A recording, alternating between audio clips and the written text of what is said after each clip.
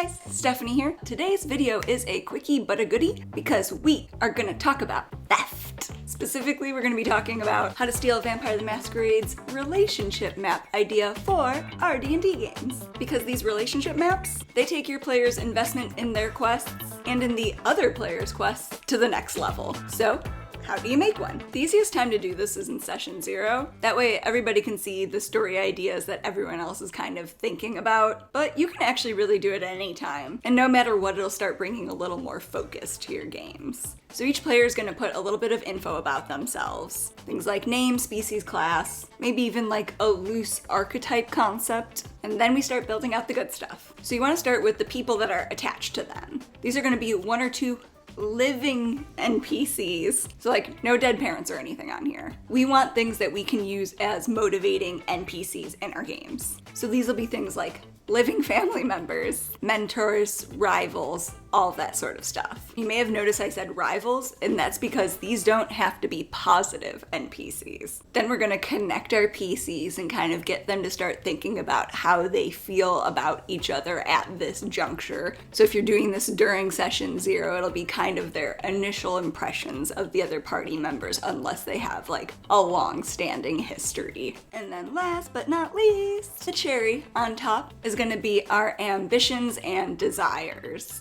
This is where your players are going to explicitly talk about their quest interests. So their ambition is going to be their long-term goal. And I'm going to say this reminder right now to make sure these are measurable. So a bad example is being the strongest person in the land. And a good example is something like defeating the evil Lich King, something that shows they're the strongest. And so then you'll want to build your desires off of your ambition. So you'll want them to be things that are supporting your ambitions. And your desire changes every 1 to 2 sessions. This is because these are going to be the little milestones they're achieving on their way to their big milestones. So what does this look like in practice? So needy. Everyone wants examples, Stephanie. Show us an example. So needy. So we're gonna outline this example with Curse of Strahd because it's a very popular module that a lot of us are pretty familiar with. And so if you're worried about even the tiniest little bit of a spoiler, run away now, because there might be some, there might not be.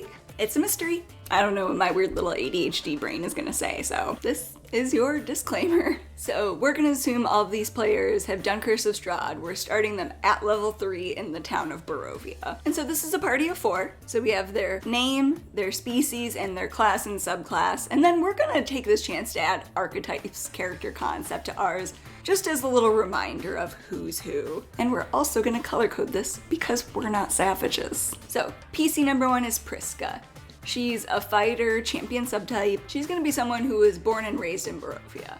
And their archetype is gonna be Rebel because they're someone who's a little bit more vocal about their distaste of Strahd. For PC number 2, we have Nibis Squiggle Stitch. How many takes do you think this took me, guys? Thanks, fantasy name generator. But Nibis is a forest gnome. They're gonna be a rogue arcane trickster subclass. And they're just gonna be a standard fantasy adventurer who found themselves in the middle of this issue. Maybe they were lost in the woods. Maybe they were chased down by wolves. Due to their narrow escape, but now being trapped in Barovia, their archetype is gonna be fish out of water. PC number 3. We have Rennet Vivo, another human. They were born and raised in the town of Barovia and are childhood friends of Arena and Ismark. And now they find themselves back in the area because they've been gone for a bit. Their family moved to Vallaki for safety. While they were in Vallaki, they grew into their role as a Grave Domain cleric as they started working with the Church of St. Andal. Their archetype is going to be the Holy Adventure. And last but not least, we have Zildi Summerwatch. Zildi is an elf. She's a druid, circle of the stars, and she's another adventurer from Beyond the Mists. They were interested in playing a kind of witchy-woo archetype, so we're gonna say they made their way here traveling with the Vistani. So now that we have our basics, each player is gonna go ahead and add 1 or 2 connections for themselves. And again, we want these to be living people, or at least unliving people, sentient people that we could work with. We want to use these to create adventure hooks and stakes for our players. Not like the edible kind. Don't cook their friends in front of them, but we are in Barovia, so maybe do. So in Vampire the Masquerade, these are known as touchstones, and they're meant to keep you connected to your humanity, but one of the little buzzwords is that they represent what that character values in life. And so I like to keep that in mind, is that these players should be kind of aligning these NPCs to kind of represent a big value for them. So you can even have them go out and list like 2 to 3 very important values to them, and then tell them to kind of make an NPC that reminds them of that value. And again, these can be positive connections like a mentor who's guided them through life, or through oppositional forces like a rival. I don't know about your parties, my parties always love a good rival story. And don't forget, if you're running a published module like this and your players aren't familiar with it, you can check with your PCs to see if you can sub their concept for somebody who already exists in this world. So if they have an enemy and they're an elf, maybe you can talk about Rahadin loosely with them. Things like that. So Priska might create somebody who's a rebel leader in the fight against Strahd. Maybe someone who's even in Vallaki now. Maybe they also have another rebel they're close with, or maybe even a family member who disapproves what they're doing and they're kind of endangering them. A PC like Nibis might have someone who helped them after they got trapped in Barovia. Maybe they have a tavern owner who's given them a place to stay in exchange for good work.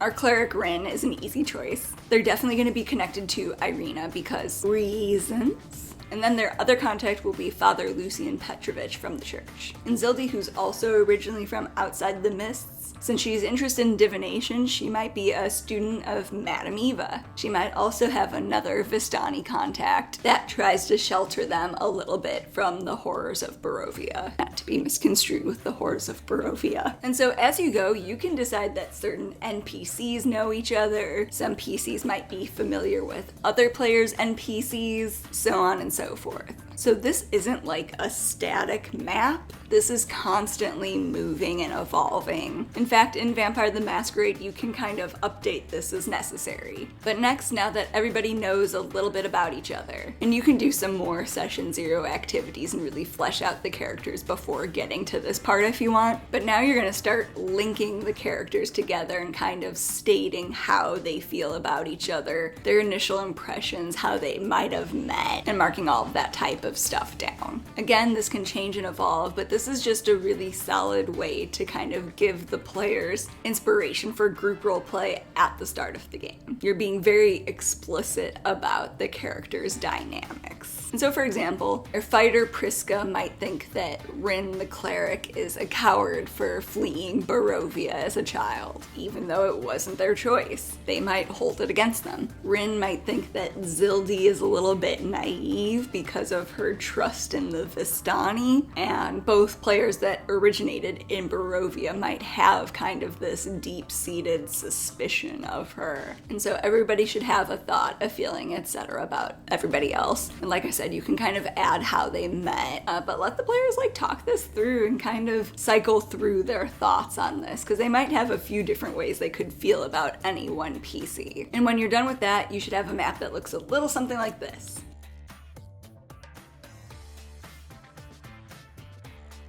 But wait, we are not done. Last but not least, let's create some ambitions and desires. These are specific and actionable long-term and short-term goals. Priska's ambition is probably going to be about killing Strahd so that she can release the people of Barovia from this curse. And we want her desire to support this ambition. So at the start of the game, it might be something like recruiting another member for the cause. And she actually might see one of the outsiders as a potential ally. So she can roleplay a lot with giving them the hard sell on this. And so this is one that's pretty doable in 1 to 2 sessions. Like I said, the desire should be pretty quickly changing over. Nibis might want to find a way out of Barovia. And so their desire could be something like investigating a rumor of the Vistani being able to leave, or potentially something like finding other travelers who are stuck since they've already met Zildi. Rin's ambition is going to be to protect Irina from Count Strahd. So concretely, this would be making sure he can't kidnap her and marry her. That's just in case case like protect isn't enough, being very explicit with these is helpful in making sure that the PCs feel like they have an achievable objective, like very clear success and failure parameters. And so their desire might be to find a place where Irina might be safe from Strahd. You can see where if they don't have a super clear desire right here, it'd be very easy for a PC like this to change to supporting one of the other PCs looking to find out about how to travel through the mists, because maybe that's a way to get Irina out of Strahd's reach. And so Zildi, our little Vistani buddy, would like to learn how to travel the mists because she's heard of some secret herb with powerful divination magic. She's already just kind of a traveler, so escaping isn't really as important to her as growing her abilities and her powers. But her desire can still very closely link up with that other PC's desire, because she also wants to talk to the Vistani about traveling through the mists.